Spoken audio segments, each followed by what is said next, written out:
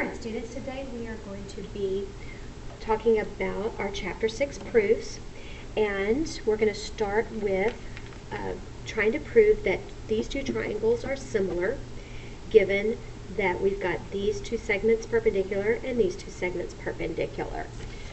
So to start off with, we're always going to start off with our given statement, so go ahead and write that down. And as you're doing that, I am going to actually take some color and color these in so you can see what's happening here. Here I've got this segment, KH, perpendicular to HG. KH perpendicular to HG means this is how we show that two segments are perpendicular, with this symbol right here. And this one here, we've got KF perpendicular to FG, and so to show that, we use this symbol here. Well, of course, that symbol means that they are right angles, so that's the very next statement that we can say. We can call that, we can say that KHE and GFE are right angles. Now, some of you may still be a little confused as to what reason you would put. Most of you are accustomed to putting definition of perpendicular lines.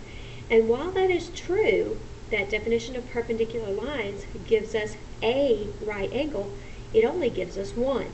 Here we have two. So instead of using definition of perpendicular lines, you want to use the theorem because you put two of them on one line. So here, you would use the theorem that says if two lines are perpendicular, then they intersect to form four right angles. They form four, but we're only going to name two. Okay, so next, after that, we need to state that these are, we know that right angles are congruent. So the very next statement I'm going to say is to call these congruent angles. That's because of the right angles congruence theorem. Okay, so now we've got these congruent, and you can put this mark if you want, or you can just leave it. Now remember, we only have to get one more angle congruent in order to prove that these are similar. So here you can see that these two angles right here are congruent because of them being vertical angles. So I put angle KHE, KEH, and angle GEF are going to be congruent, and that's because vertical angles congruence theorem. Alright, now that I have this angle congruent to this angle and this angle congruent to this one, I know that the triangles are congruent, and that's because, are similar, I'm sorry.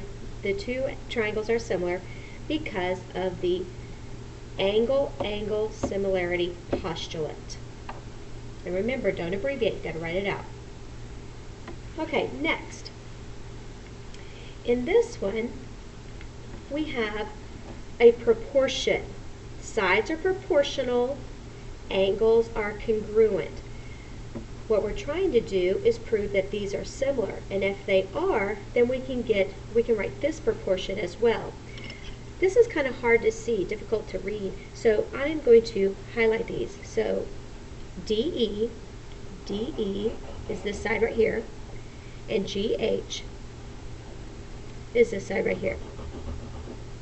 So these are the purple sides. So purple and purple, these are proportional, and then EF and HI. EF, HI. Okay, so this makes a proportion. Then we have angle E and angle H. Angle E is this one here, and angle H is this one here. It is the included angle. So this should show you now that this is going to be the side angle side similarity.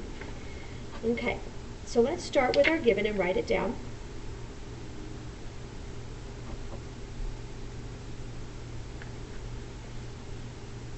Then once you do that, then you're going to want to say that the triangle EDF, and I went from E up to D over to F, so I went up the purple side, so I have to do the same thing here, HGI, are similar.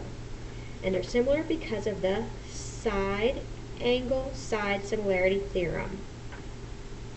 Now, once I have that the two triangles are similar, now I can set up another proportion. I can say that DF, which is this side over here, DF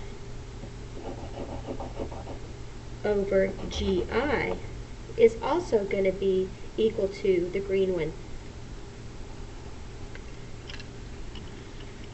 which is EF over HI. So now I can write the proof statement, and that's because of definition of similar triangles. Okay, that's the two examples that you have, and now you can do your Chapter 6 proofs. Good luck.